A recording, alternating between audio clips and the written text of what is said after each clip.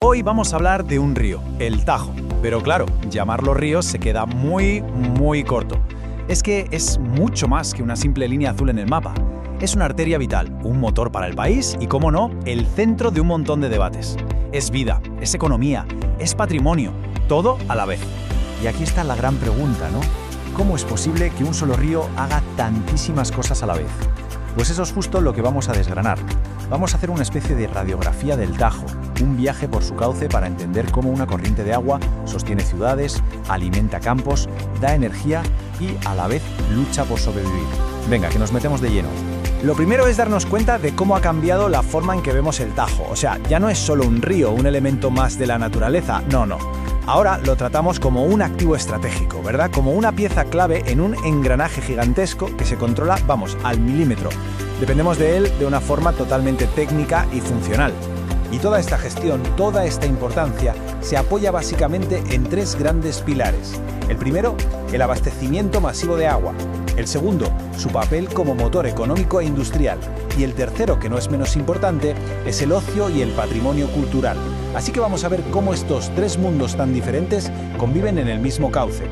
Venga, pues empezamos este viaje. ¿Y por dónde? Pues por el principio, claro. En su nacimiento, en el Alto Tajo. Aquí el río es casi naturaleza en estado puro. Estamos hablando de pinares, de parques naturales. Un paisaje que, la verdad, choca muchísimo con lo que nos vamos a encontrar un poco más abajo. Y es justo aquí, en la cabecera, donde aparecen dos protagonistas clave de toda esta historia. Los embalses de Entrepeñas y Buendía. Ojo, que no son unos embalses cualquiera. Son dos auténticos gigantes, casi como la gran caja fuerte del agua de España.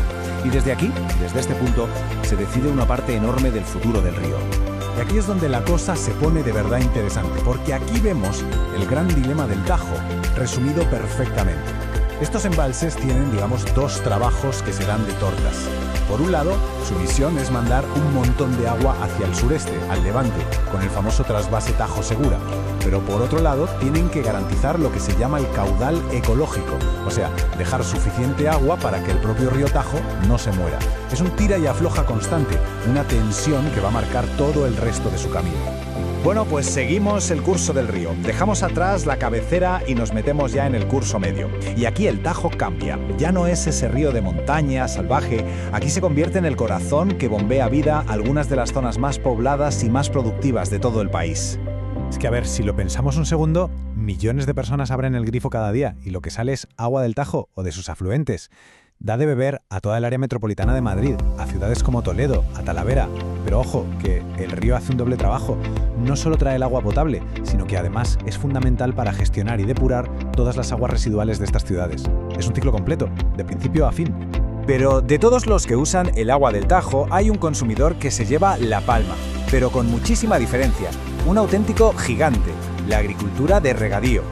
Y es que este gráfico, es que habla por sí solo, es clarísimo. Miremos los datos. De toda el agua que se consume del Tajo, un 80% va directo para el regadío. Lo repito porque es que la cifra es brutal, un 80%. Todo lo demás, el agua para las ciudades, para la industria, todo junto apenas llega al 20%. Esto te pone en perspectiva de un solo vistazo cuál es la mayor presión que tiene el río. Pero claro, el Tajo no es solo una máquina de dar agua y producir, es mucho más. Es también cultura, es ocio, es vida. Si pensamos en sitios como Aranjuez, Todelo o Talavera, el río es el alma de la ciudad.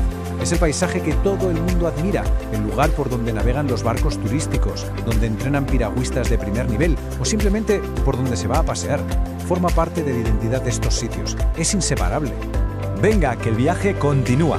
Ahora nos vamos hacia el tramo final del río en España, ya entrando en Extremadura. Y aquí el Tajo vuelve a cambiar por completo. El río se calma, se hace mucho más ancho y se convierte en un auténtico gigante que acumula una fuerza tremenda. Y toda esa fuerza, claro, se aprovecha. Y además para dos industrias que son absolutamente críticas para el país.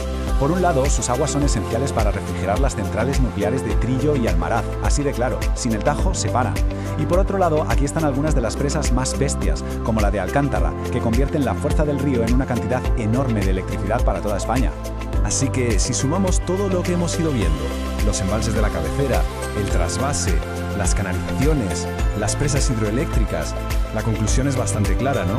El Tajo ya no es un río salvaje, se ha convertido en una de las corrientes de agua más controladas, más reguladas por el ser humano de toda Europa.